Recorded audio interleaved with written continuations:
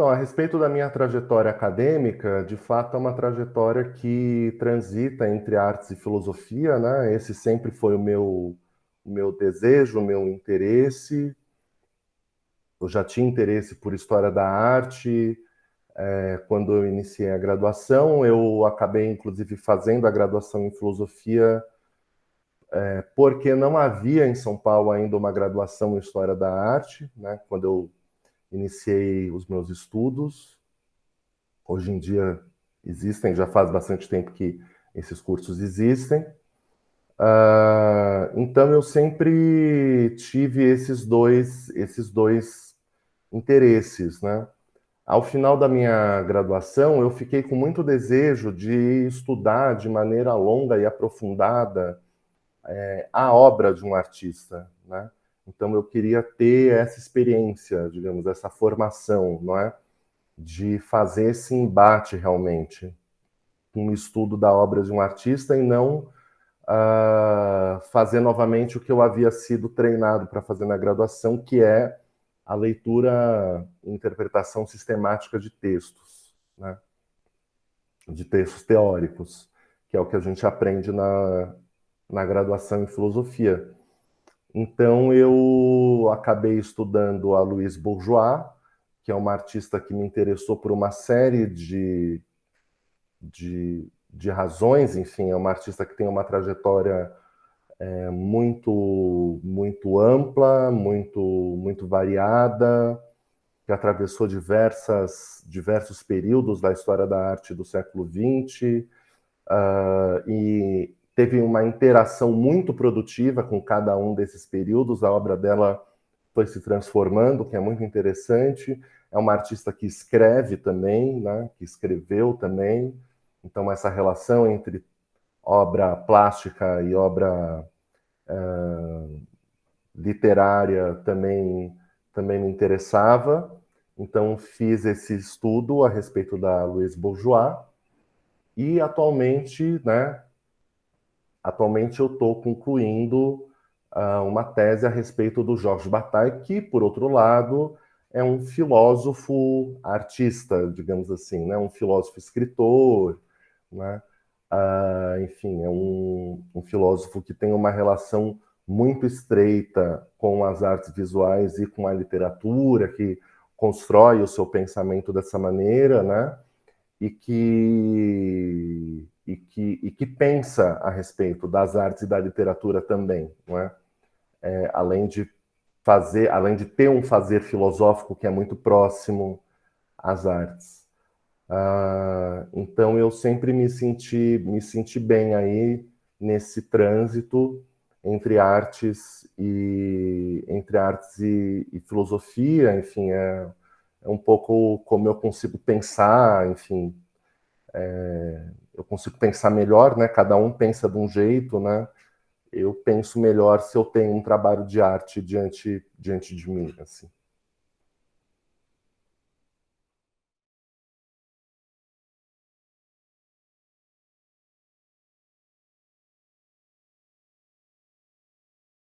Eu acho que eu começaria por problematizar um pouco essa ideia de discurso filosófico.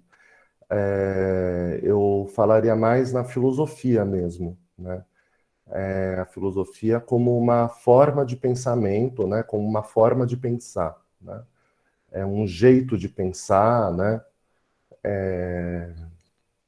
O professor Bento Prado Júnior, o filósofo Bento Prado Júnior, chamava a filosofia de um jeito de conversar, inclusive, né? Então eu acho que eu faria essa relação entre a filosofia, não é? E a crítica de arte e a historiografia da arte. No caso da historiografia da arte, eu acho que a filosofia é imprescindível para o estudo da historiografia das artes. Quer dizer, não é possível compreender a disciplina, a história da arte, né, como disciplina, né? Não é possível compreender como essa disciplina se formou se a gente não entende, não é, a filosofia, né? E, sobretudo, a história da filosofia, não é? quer dizer, esse momento em que a filosofia passa a estudar as artes de maneira mais sistemática ali no século XVIII, né? Que é quando surge a estética, né? E, concomitantemente, esse momento em que a história da arte, ela deixa, né, ela vai se desvinculando da retórica, não é?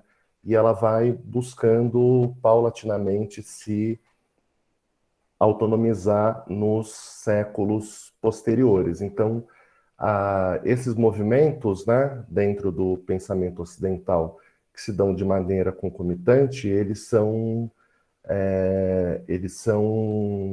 exigem compreensão mútua, né? Então é muito importante, né, para aqueles que desejam estudar a história da arte, não é, serem historiadores da arte, é muito importante que eles estudem filosofia, né, e sobretudo estudem, né, essa relação entre essa tríade aí, filosofia, retórica, história, né, aí na passagem do século XVII para o século XVIII, né?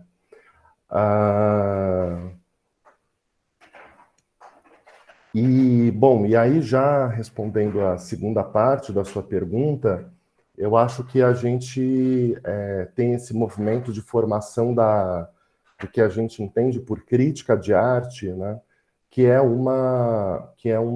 algo que também se dá muito no interior, né, da filosofia, né, da filosofia e das artes, né, no interior do que a gente costuma chamar de romantismo, grosso modo, né? Enfim, essa ideia desse objeto, né, desse objeto artístico, né, dessa obra de arte que passa a ser apreciada por um indivíduo, né, que vai então elaborar por escrito a sua experiência, não é, com esse objeto, né? Então, quer dizer, é nesse momento que vai se formando aí essa ideia mesma de experiência estética, né? Essa ideia de que os indivíduos, né, eles podem ter, né, podem ser sujeitos de experiências estéticas, né? E essa ideia também de que todos os indivíduos, né, podem ter experiências estéticas, né? Experiências estéticas não só com objetos de arte, né, com obras de arte, mas experiências estéticas, por exemplo, diante da natureza, né, diante do mundo. Então, esse é um movimento que foi determinante, né, para a formação das artes, né? É um movimento que é determinante para a maneira como a gente compreende a arte contemporânea, não é? Ainda hoje em dia, não é? E também posteriormente, ali, ao longo do século XIX, a gente tem essa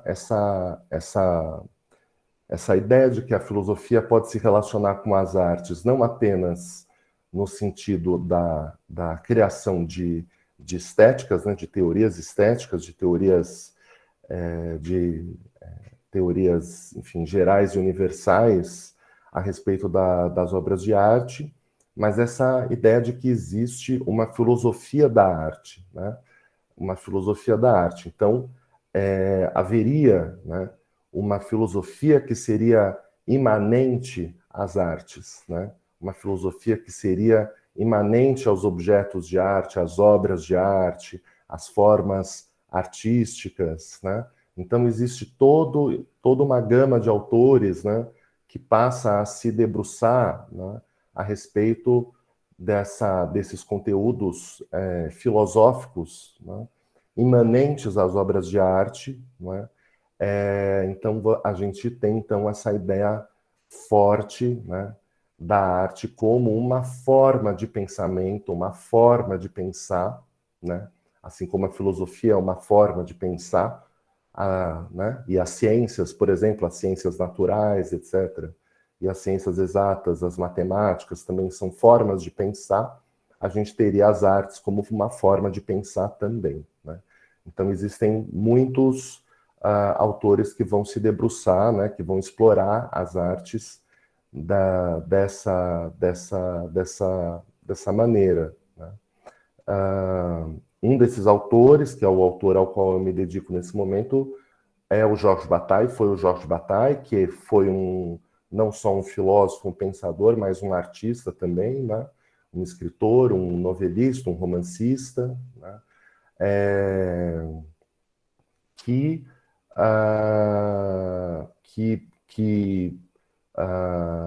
busca, né, nas artes, né, ou que vem às artes dentro de uma certa experiência de pensamento, que seria uma experiência de pensamento que acompanharia a espécie humana. Então, ele é um autor que nos enxerga dessa forma, nos enxerga enquanto espécie, né? Então, nós somos uma espécie. Ele é um autor materialista nesse sentido, né?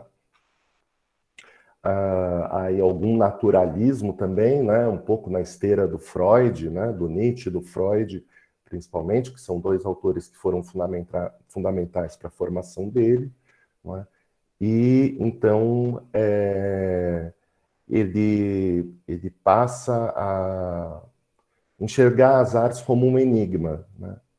Por que nós produzimos arte, né? Porque a espécie sempre se dedica, né? Sempre se dedicou desde a pré-história, né? Desde antes mesmo da invenção da escrita, a criar, não é, representações do mundo, apresentações do mundo, né, apresentações do próprio corpo humano, né, do que o cerca, né, do que o não cerca também, né, porque já há elementos ali nessas pinturas pré-históricas que seriam elementos maravilhosos, digamos assim, né, maravilhosos, né. Então, ele enxerga as artes como um enigma, né? Um enigma que, na verdade, né, repercute o enigma que nós mesmos somos para nós mesmos, né? Que a espécie é para si mesma, né? Então, essa espécie, esse animal que se coloca a si mesmo como uma interrogação, né?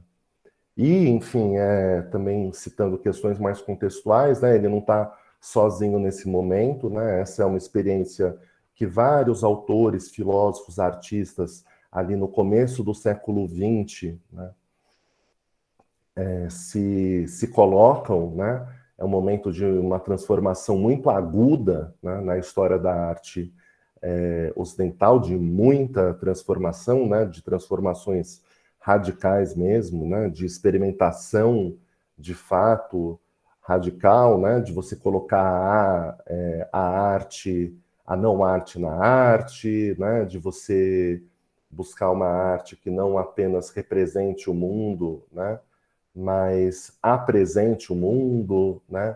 Enfim, aí, enfim, a gente teria existe toda uma dialética, né, entre essa representação e essa apresentação do mundo, que acho que não é o caso da gente entrar aqui.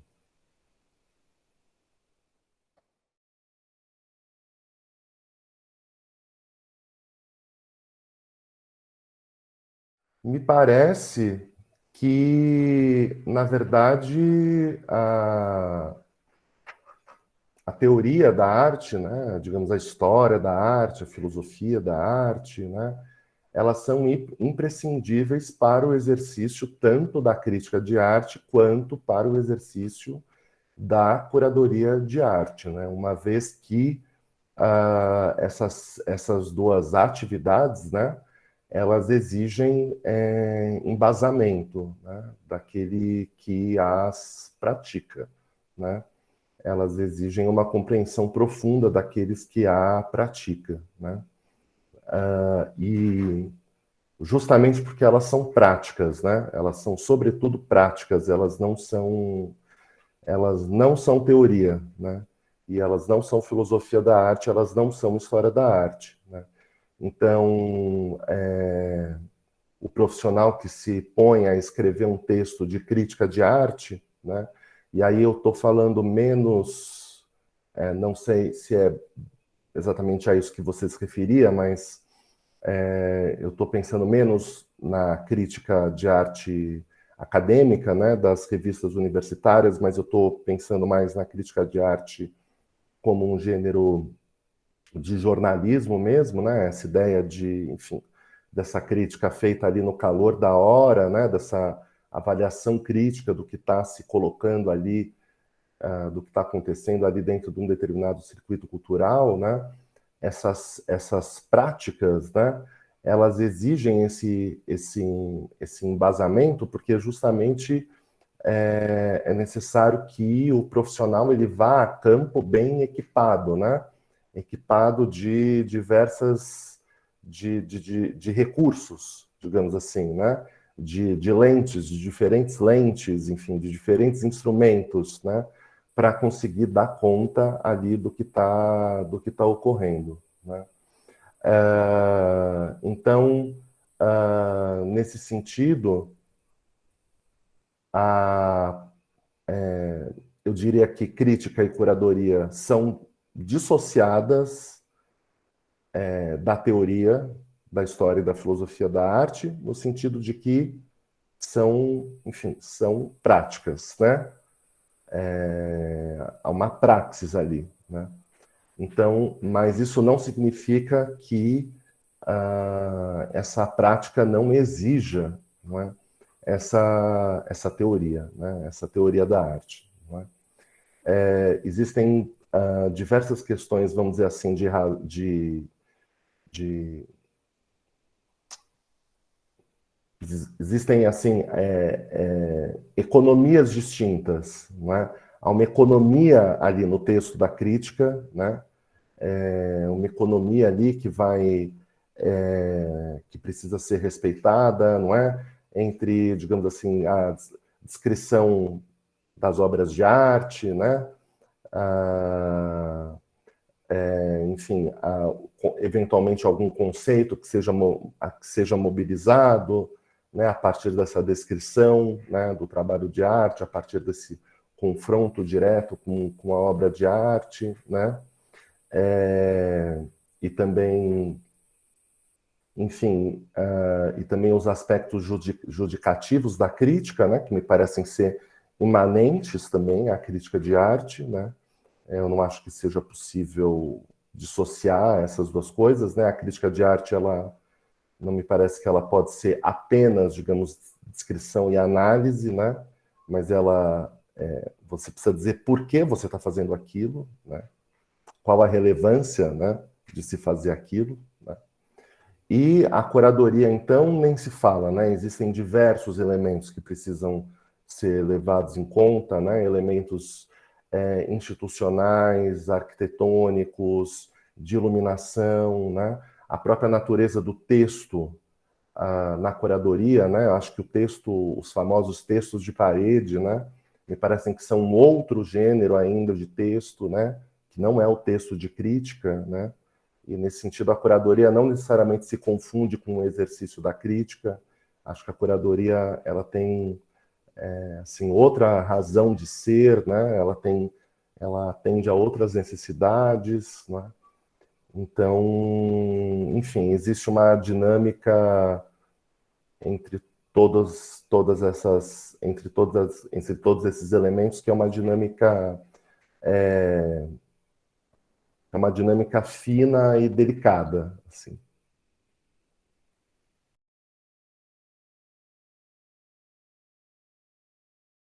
Eu acho que a arte contemporânea, assim como o que a gente chama chamava de arte de vanguarda, né? Assim como os modernismos e eu diria que até a própria arte moderna, né? Como um todo, ela sempre coloca novas questões para as teorias da arte, não é? Para a filosofia da arte, para a história da arte, etc., né? É, justamente porque ela, como ela se coloca também como uma forma de pensamento, né? Então, quer dizer, a gente tem uma relação aí entre história, teoria e filosofia da arte e as obras de arte, que é uma relação que se dá numa horizontalidade, né? O que deve ser compreendida, né, a maneira adequada de compreender essa relação é ali na horizontalidade, não é? Na medida em que um filósofo, né, ou um historiador da arte, né, que, que, por exemplo, vai a campo, né, por exemplo, fazer crítica de arte, né, a partir de, digamos, normas pré-estabelecidas, ele provavelmente dará com os burros na água, né? Ele provavelmente não vai ser bem sucedido no seu trabalho, né? De análise, compreensão e julgamento daquelas obras, não é?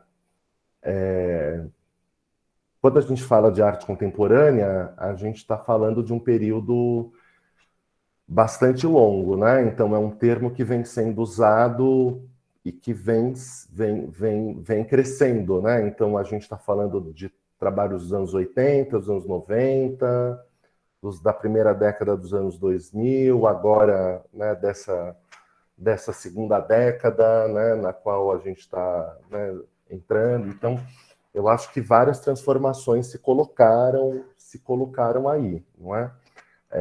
Eu acho que a mais notável delas diz respeito, né, àquilo que o Hans Belting chama de virada global das artes, né, no sentido de que o circuito de arte se expandiu de uma maneira extraordinária, não é? Se espalhou pelo mundo inteiro, né, esse sistema das artes. Então, existem bienais ocorrendo no mundo inteiro, bienais de arte contemporânea, existem mercados de arte no mundo todo e existem, enfim, universidades que ensinam, né, ensinam tanto teoria das artes quanto, né, práticas artísticas, né, formam artistas também pelo mundo todo, não é? Então, eu acho que o grande desafio, né, para a filosofia da arte, para a história da arte, para a teoria da arte, é conseguir dar conta desse mundo vasto, né, que se coloca diante de nós, esse mundo vasto e ao mesmo tempo tão pequeno, né, porque essa expansão gigantesca ela se dá, enfim, a partir da globalização, do domínio total do capitalismo sobre o globo, né? Sobre praticamente todas as sociedades humanas, né? Então, nós temos essa situação no momento, né? Eu acho que é o grande desafio, né? É o que todo mundo tenta olhar, tenta pensar, né? Tenta dar conta nesse momento.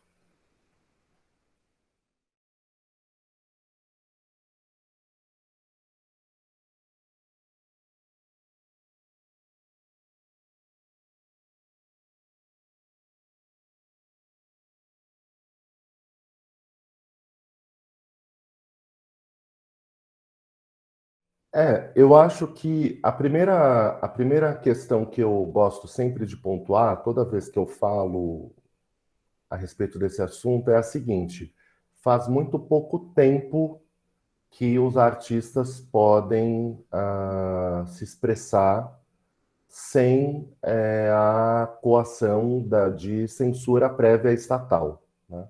Então, esse fenômeno ele é muito recente no Brasil, né? E ele é muito recente no mundo, de uma maneira geral, né? E ele é mais recente ainda no Brasil, né? Me parece, né, que a sociedade brasileira ainda não é uma sociedade que absorveu muito bem essa ideia, né?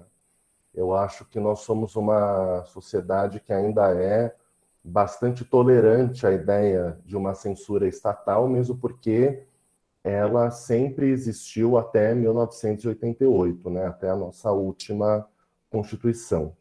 Então, essa ideia de que os artistas podem falar sobre tudo, podem se manifestar sobre tudo, sobre todos os assuntos, inclusive assuntos políticos, né, eu acho que isso me parece uma conquista bastante importante, algo que precisa ser preservado, algo que vem sendo atacado no governo atual, né? Então, a gente vê, a gente sabe que a atual Secretaria da Cultura, né, ela atua de maneira a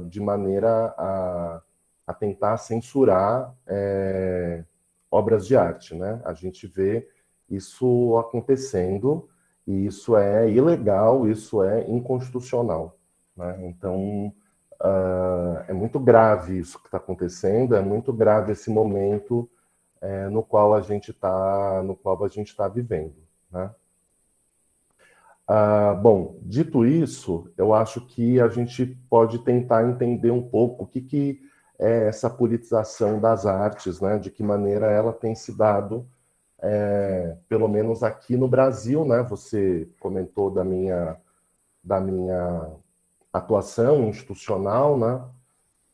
Então também eu me sinto mais à vontade para falar a respeito do que eu vi aqui no Brasil, muito embora eu saiba que essa também é a situação em outros lugares, e essa nossa situação aqui também tem relação com essa situação no exterior, sobretudo no eixo Europa-Estados Unidos. Essa politização recente, essa onda, né, mais recente, me parece ter começado nos anos 2000 com o advento dos coletivos, né? Então havia muito essa ideia dos artistas de trabalharem a partir de coletivos, né? Então essa ambição, né, por uma dissolução da autoria individual, né? É algo que aconteceu muito no teatro, né? E que também aconteceu muito nas artes visuais. Então a gente tinha vários grupos, né? Vários coletivos de artistas, né?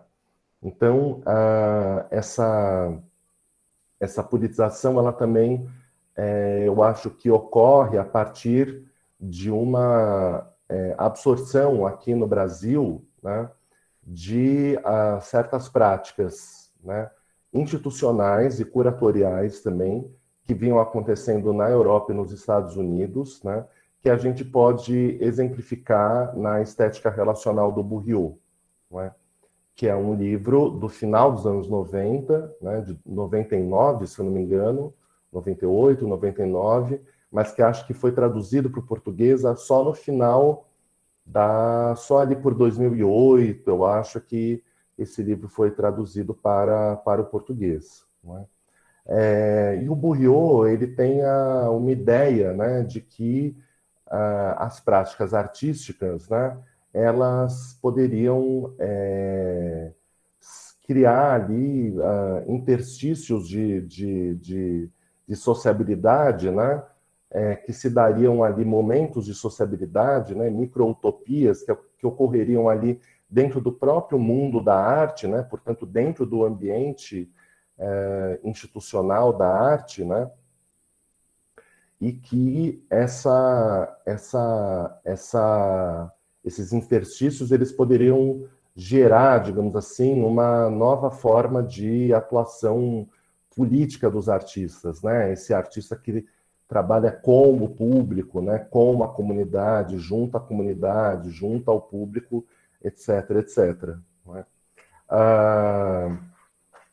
Um terceiro elemento que eu queria colocar também, no nosso caso, é que a crítica de arte, né, ela, a partir do final dos anos 90, me parece que ela refluiu, a prática refluiu, e ela passou a acontecer praticamente apenas dentro das universidades.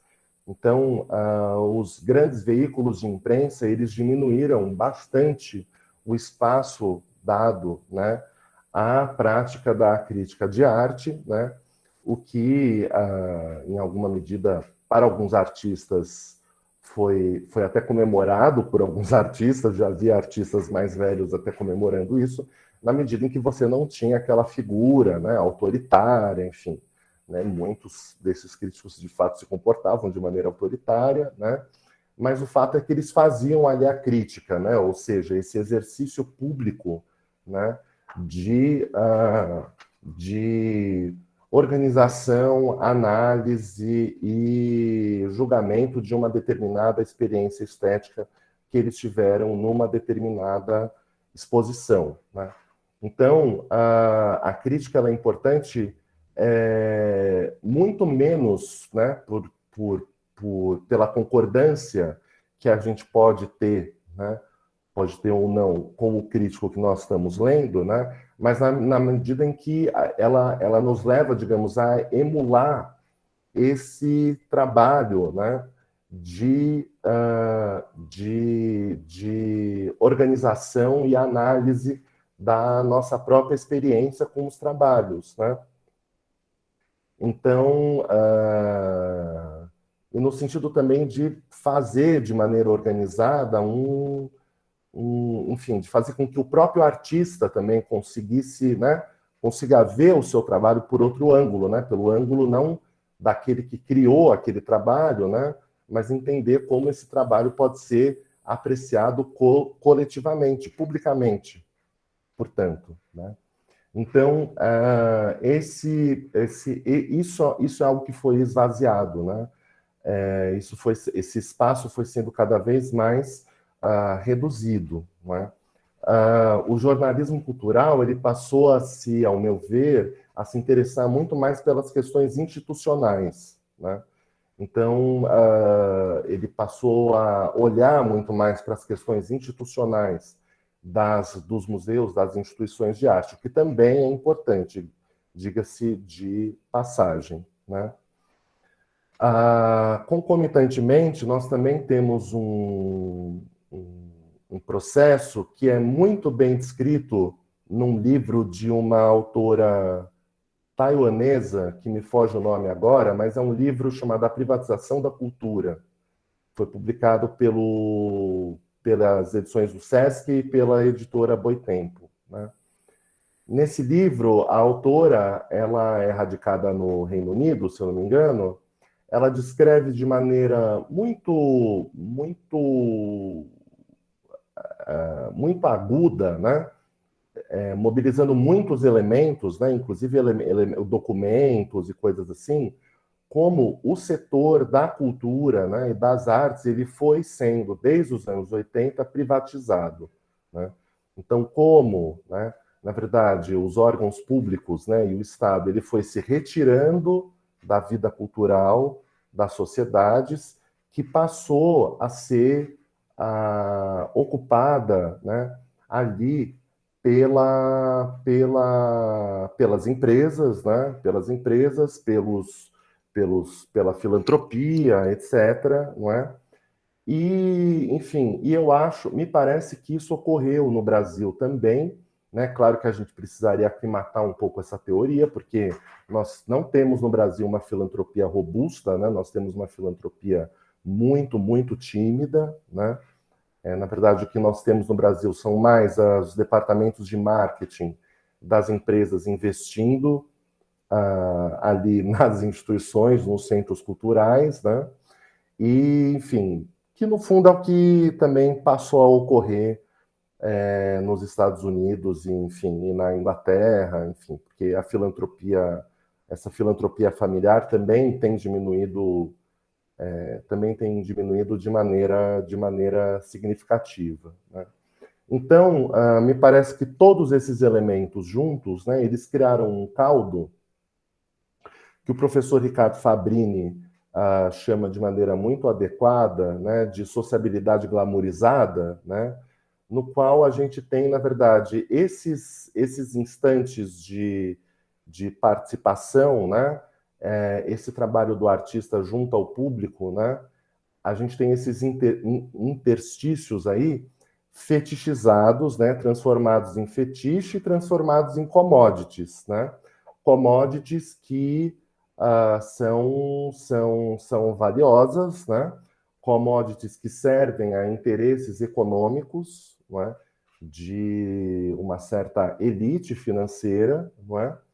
E, enfim, completando esse caldo aí, nós também temos o surgimento dessa teoria que você menciona, né, que é a teoria, essa teoria decolonial, não é? Que é uma teoria que surge nos campi dos Estados Unidos, não é? E que é uma teoria que vai se dedicar bastante ao estudo de discursos, né? Então, é uma teoria que vai abandonar, digamos, o paradigmas, digamos, mais materialistas, né? Do estudo da interação entre arte e sociedade, para se dedicar, na verdade, ao estudo das relações entre discurso e sociedade, né? Então, esse paradigma do código, né, passa a ser o paradigma predominante. Eu estou pensando no Walter Mignolo, por exemplo, que é um argentino radicado nos Estados Unidos, né, que pensa dessa maneira, não é? Então,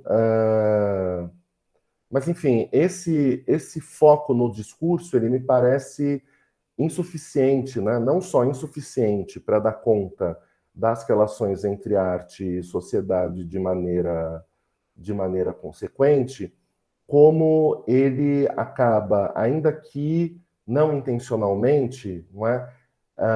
Transformando, colocando, digamos assim, certas lutas sociais, né? Lutas de grupos, né? Dos grupos LGBT, a luta feminista, dos negros, né? Enfim, ele acaba, enfim, transformando, né? Capturando, digamos assim, essas lutas sociais, não é? Uh, na forma do commodity, né? Na forma do fetiche, né?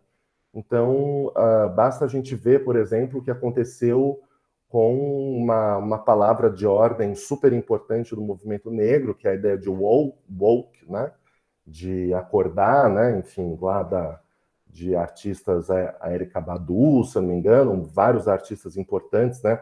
Pessoas do movimento negro ali que falavam a respeito do woke, quer dizer, a ideia de acordar para a existência do racismo, se dar conta, né, da existência do racismo, né, e a gente vê como, né, o mundo corporativo, né, o mundo do capital, ele na verdade se apropriou desse paradigma do woke, né? A gente vê hoje em dia como o capital financeiro se apropriou desse paradigma do woke, como as big techs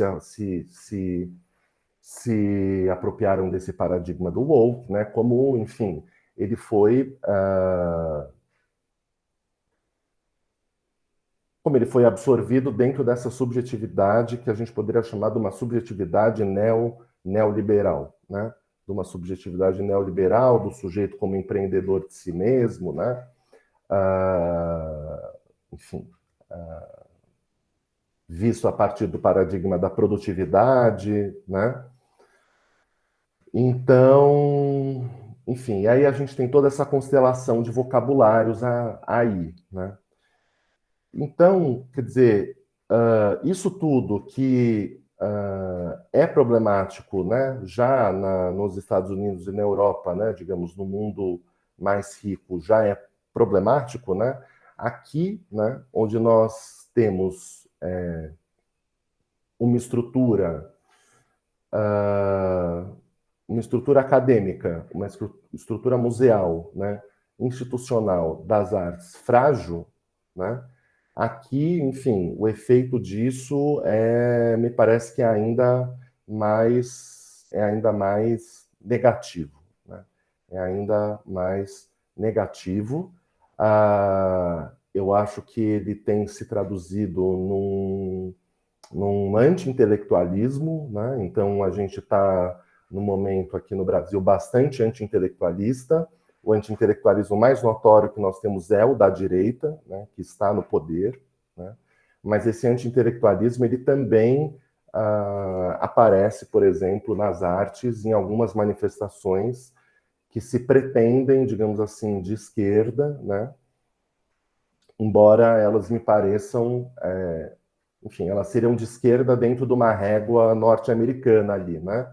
Da disputa entre conservadores e liberais, mas, enfim, me parecem pautas bastante liberais nesse sentido, né? E nós temos um fenômeno muito curioso aqui, do qual nós ainda vamos ter que dar conta, que é muitas vezes da gente ver uma dobra, né, entre essa direita, que é essa direita profundamente anti-intelectual, essa direita ultraliberal, reacionária mesmo, né? Essa direita que, como diz o professor Renato Lessa, do Rio, ele escreveu um artigo ótimo que saiu na Folha de São Paulo, se eu não me engano, mas enfim, é bem fácil de achar, se chama Homo Bolsonaros, né? Então, esse Homo Bolsonaros que, na verdade, não vê o Brasil como um país, vê o Brasil como um lugar, né? Então, essa ideia do Brasil como um lugar. É um lugar para investimentos, né? Um lugar para bons negócios, né? E no qual, enfim, o Estado garante apenas a segurança, né?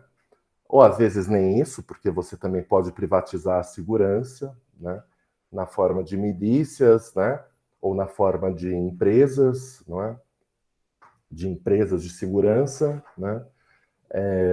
Enfim, que também tem uma relação estranha com forças policiais, etc, etc, né? Então a gente vê essas dobras. Então, por exemplo, o atual diretor da Bienal de São Paulo, né, que é um grande colecionador de arte brasileira, um dos maiores colecionadores de arte brasileira, ele tem uma coleção também vasta dessa arte, dessa nova arte política, né? Ele é um grande colecionador dessa nova arte política que vem sendo feita aqui no Brasil, não é?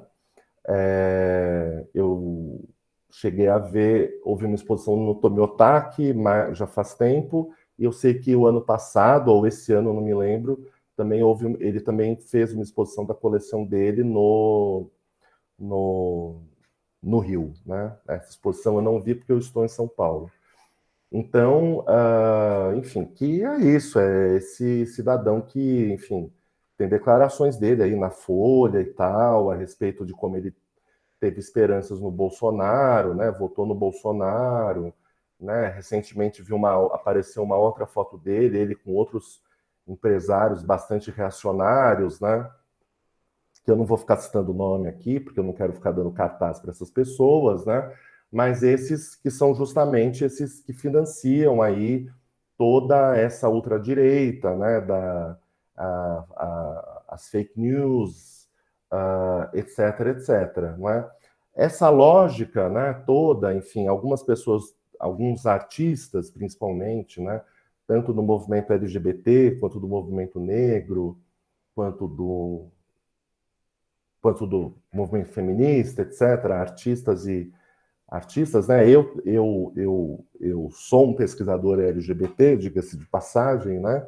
Então essa questão me interessa pessoalmente. Eles argumentam que, enfim, seria possível hackear aí esse sistema, encontrar espaços, etc., né? Dentro dessa lógica desse capitalismo selvagem ultraliberal. Eu não apostaria nisso, eu acho que esse capitalismo sempre é excludente, né? E ele tem sido excludente, né? Então, são inúmeros os artistas negros, né?